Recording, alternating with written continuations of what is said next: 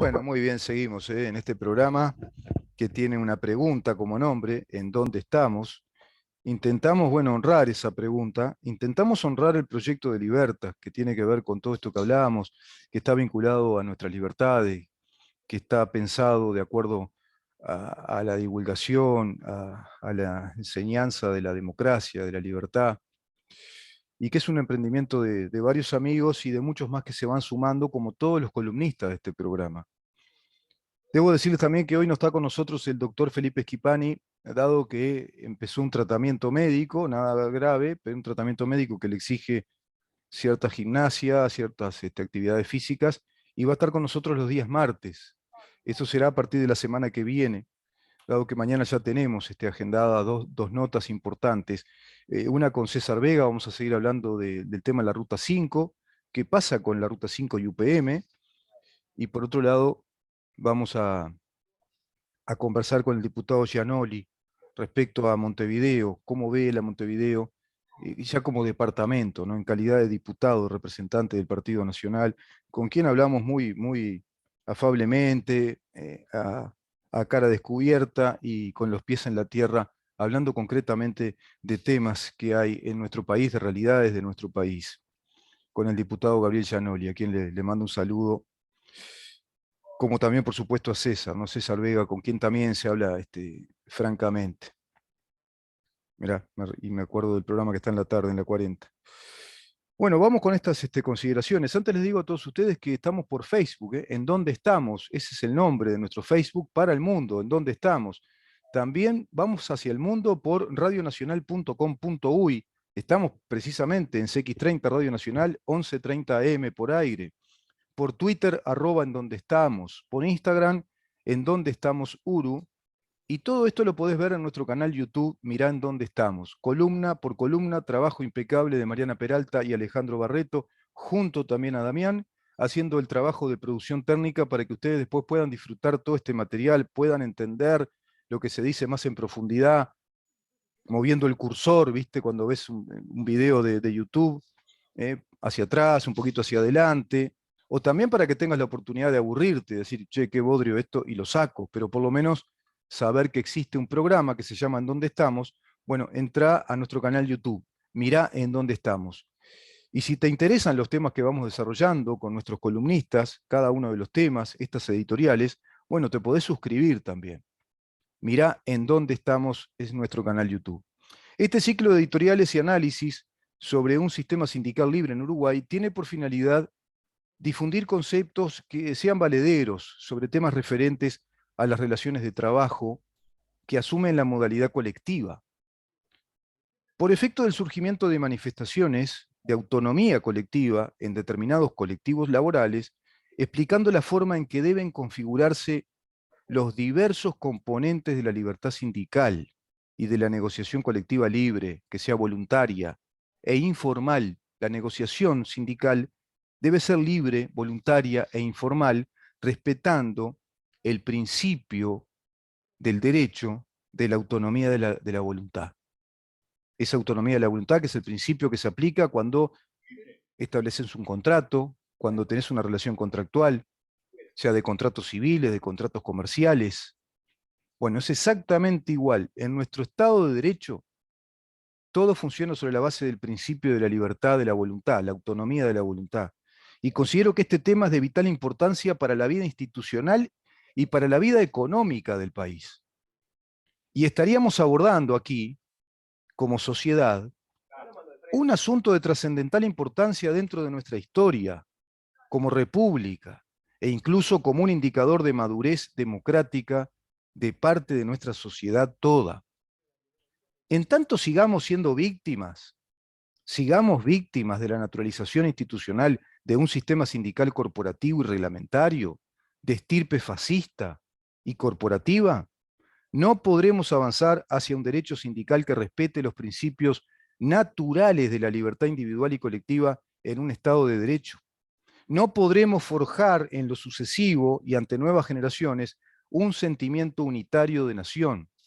Por otra parte, tampoco podremos desarrollar una mentalidad colectiva de trabajo y productividad de riquezas, denegándonos la oportunidad histórica de avanzar hacia etapas de desarrollo industrial, tecnológico, comercial y económico, y ante todo ello, el desarrollo de una vocación colectiva y un estado cultural y social que convierta a Uruguay en una nación de prosperidad, con una red de movilidad social abierta, con una red que se vaya entretejiendo y entretejiendo, solo posible desde una democracia abierta que sea inherente a una economía de mercado, que Uruguay entienda como sociedad que vive en una economía de mercado. Hoy estamos en un híbrido. No sabemos si vivimos en una economía de mercado o en una economía estatista a través de todos los planes de gobierno, presupuestales, fiscales, para sustentar cientos de miles de trabajadores públicos que no producen riqueza. Algunos sí,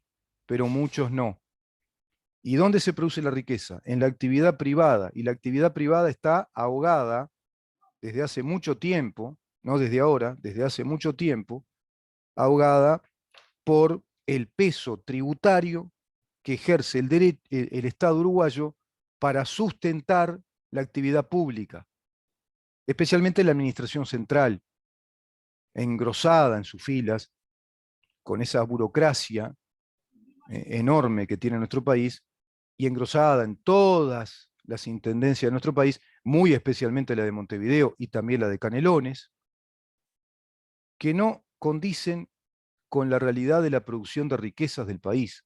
No se corresponde la masa salarial con la riqueza. Ahora me dirán, ¿y qué haces? ¿Qué pretendes entonces, Moyano? ¿Que salga esa gente del trabajo? ¿Dejar gente sin trabajo? No. Hay que reformular la matriz productiva del país y especialmente el sistema sindical. Porque un sistema sindical corporativista lo único que está haciendo es reglamentar las negociaciones que deben ser libres. Y está en connivencia con el gobierno que adoptó estas medidas corporativas que fueron creadas por el gobierno de Mussolini en lo que se llamó la Carta del Lavoro en el año 1927. Mussolini, para establecer, digamos, una especie de política congraciable, para congraciarse con los trabajadores, con los obreros, porque era un régimen socialista, no olvidemos eso, bueno, planteó que tenían que existir corporaciones sindicales y un consejo de salarios. Ese consejo de salarios, que era el del gobierno, iba en connivencia con esas corporaciones sindicales de los trabajadores organizados de Italia, iban a establecer entonces las pautas salariales, las condiciones de trabajo ante las empresas que el Estado socialista de Mussolini iba confiscando, iba deteriorando para que pasaran en manos del Estado socialista fascista. Pues son muy parecidos, los regímenes tanto de ultraderecha como de ultraizquierda, porque son colectivistas y totalitarios. Y esa es la inspiración ideológica del PCNT, además.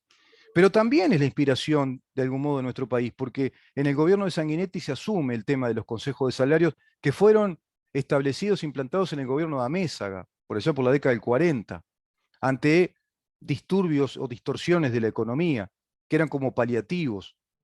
Luego se retiraron. Quedó lo de la negociación colectiva en los gobiernos de Pacheco Areco y se establecían esas negociaciones colectivas y las pautas salariales por la enorme inflación que vivía el país y el mundo, por el alza también del petróleo a precios escandalosos, con una crisis del mercado petrolero mundial, por ejemplo, y con crisis también vinculadas a la productividad en el Uruguay. Luego de la dictadura, se toma ese concepto de los consejos de salarios y las negociaciones colectivas a través del PIT-CNT, creación original del Partido Comunista a través de Ronnie Arismendi con la CNT, que luego se transforma en PIT-CNT y que corporativiza al sistema sindical. Pero corporativiza además la negociación de las relaciones laborales. En este país confundimos relaciones de trabajo, relaciones laborales, el derecho al trabajo, con el derecho a sindicalizarse, que es libre. Pero acá hay retención de cuota, por ejemplo, obligatoria, y por otra parte la negociación de los salarios se establece en un cronograma reglamentario. Es un disparate. Se establece un cronograma reglamentario donde se dan, vieron que ustedes siempre escuchan hablar de, viene el periodo de las negociaciones colectivas porque estamos en fecha de los consejos de salarios. ¿Y qué es eso? Es lo que se negocia entre el sindicato, la empresa y el Ministerio de Trabajo, el Estado lo refrenda a través de un decreto del Poder Ejecutivo. Esos son los consejos de salarios.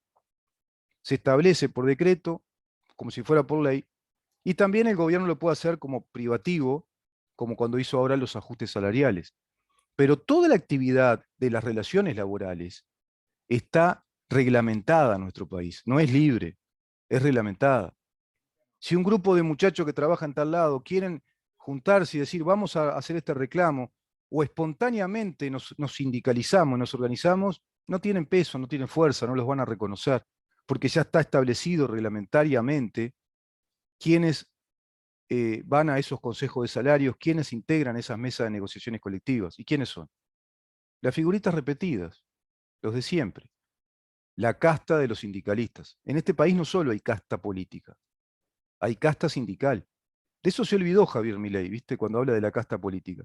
La casta política y la casta sindical son prácticamente lo mismo, son dos caras de la misma moneda, y estamos viviendo en nuestro país una corporativización de la actividad laboral. Y eso va en desmedro del crecimiento empresarial, del emprendimiento libre, que se ve sugestionado por pautas reglamentarias, en cuanto a la fijación de precio del salario, en cuanto a los reclamos y a las huelgas que se hacen, sistemáticas desde organizaciones sindicales, y muy especialmente desde los sindicatos de las empresas públicas del Estado, como lo hemos visto con AEU, que paró la banca del Estado.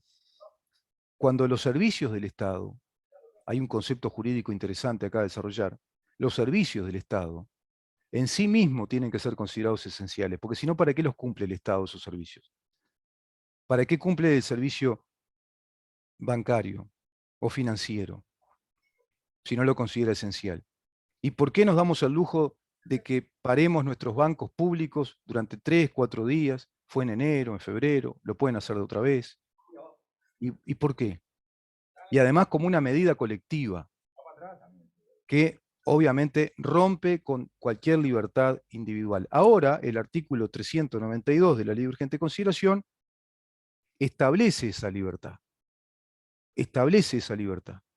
de convivir el derecho al trabajo con el derecho a la huelga, y se comienza a visualizar que puede haber un sistema distinto en la negociación colectiva y en las relaciones laborales.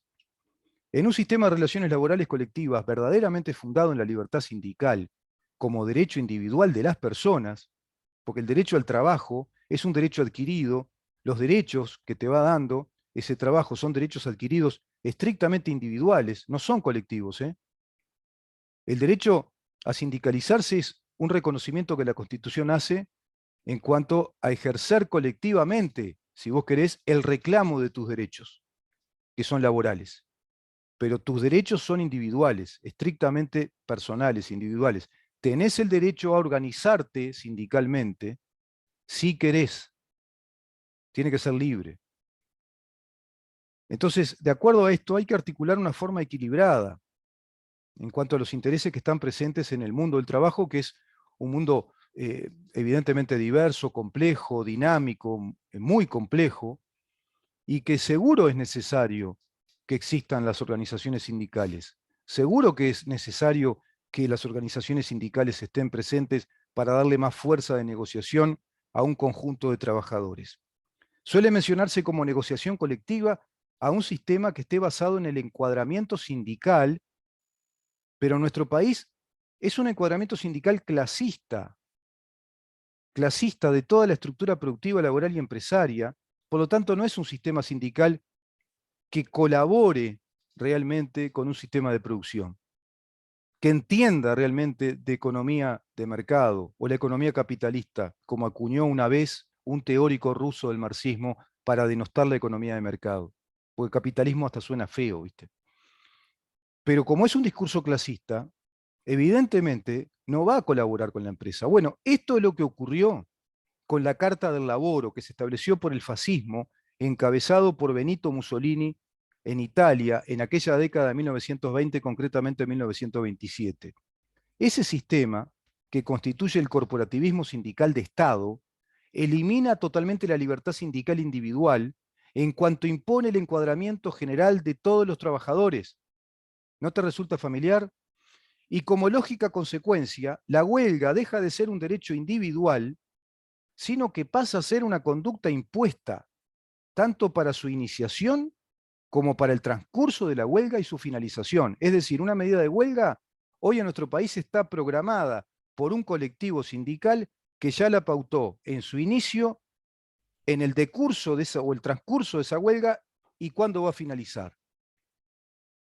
En ese sistema, lo que se presenta como negociación colectiva consiste en un proceso impuesto por el gobierno, en aquel momento de Mussolini, que decide en qué oportunidad efectuar las supuestas negociaciones y domina todos los elementos que consideran los componentes necesarios de una verdadera negociación colectiva.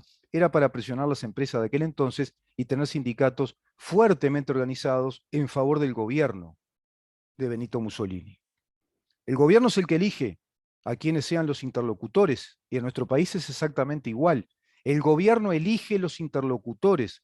Fíjate lo reglamentario acá del derecho de huelga, y cuando se llenan la boca hablando de que establecer el voto secreto o la personería jurídica, decían que eso atentaba contra la libertad sindical, son unos tremendos mentirosos, porque no hay libertad sindical.